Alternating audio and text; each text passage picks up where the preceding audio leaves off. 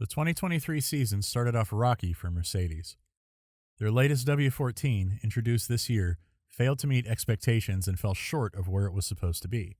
Mercedes as a team are known for bringing up head-turning design changes to their F1 race cars.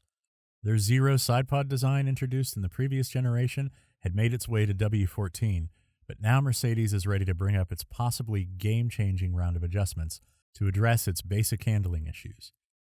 Let's wait and see what Mercedes has up their sleeve this time around.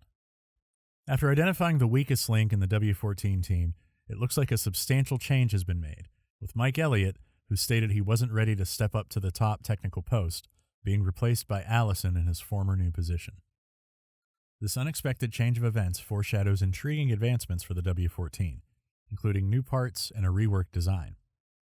The revolutionary exposed crash structure, size 0 side pods, and engine cooling package govern the seating posture, which is unlikely to change until 2024. As a result, in order to address criticisms about a fundamental handling imbalance caused by the car's tilt toward the front, Mercedes must increase rear-end stability in the short term. Redesigned suspension components are already in the works to improve mechanical grip, and the next step in keeping the rear more planted is to provide additional downforce to the W14. All of these improvements will be implemented under the direct supervision of returning superstar James Allison, but Allison believes there is still a lot of work to be done. For Mercedes, the 2023 season got off to a rocky start as two obvious truths emerged. First, their car fell short of expectations and didn't perform as well as it should have. Second, the person selected to head the technical department from 2022 on failed, and even Mike Elliott had the guts to admit he wasn't up to the job. Elliott acknowledged that his old position at Mercedes would have suited him better. This time, Mercedes is demonstrating some significant self-awareness.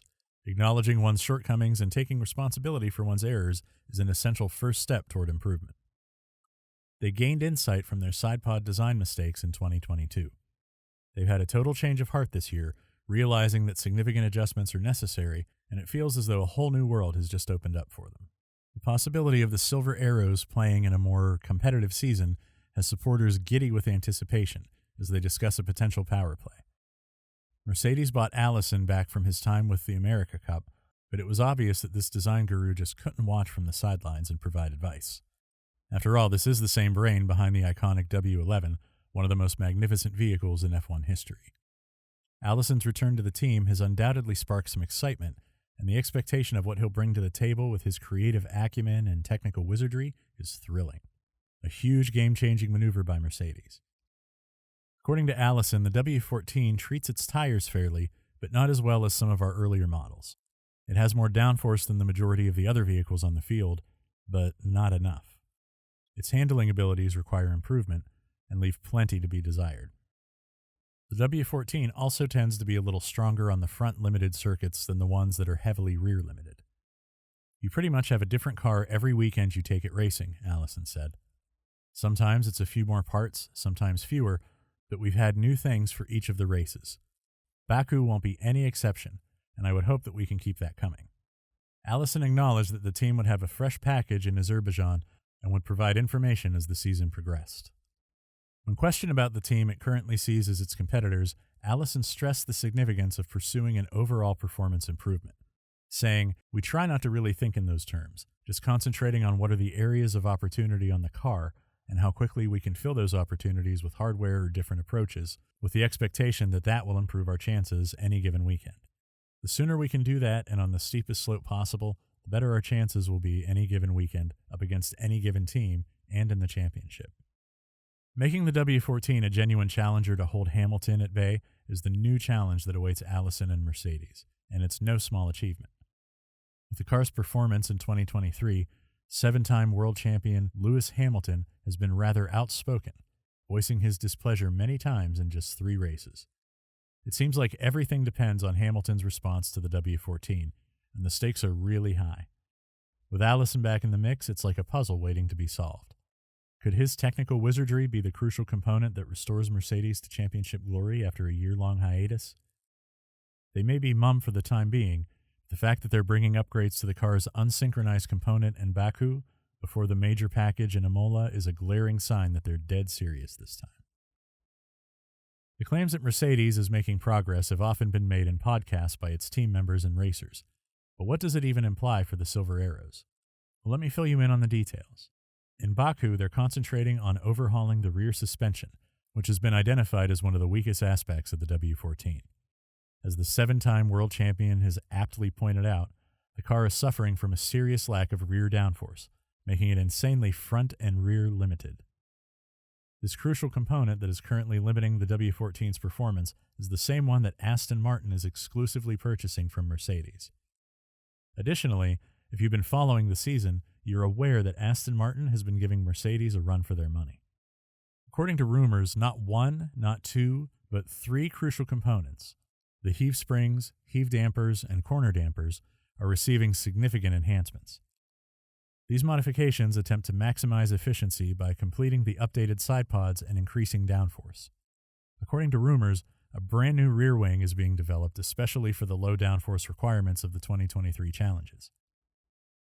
Allison's stated objective is to bring a car that can generate more downforce during the middle of the season, so upgrades are also planned for tracks like Spain and Silverstone. With the final changes slated for Silverstone, the team is hopeful that these improvements will offer their top drivers, Hamilton and Russell, a genuine chance at podium finishes and race victories more frequently. Mercedes is the focus of attention as they attempt to outperform the competition and push the limits of performance. It will be exciting to watch how these improvements work out and whether Mercedes can continue their quest for glory in the 2023 season. Mercedes is making a major effort to increase downforce. They are focusing on the region beneath the vehicle between the floor and the diffuser where they lose the most downforce, and are making every effort to regain as much of it as they can. Let's discuss the team's fresh faces. Allison and Val have been the talk of the town. It's as if the team's missing piece has been discovered.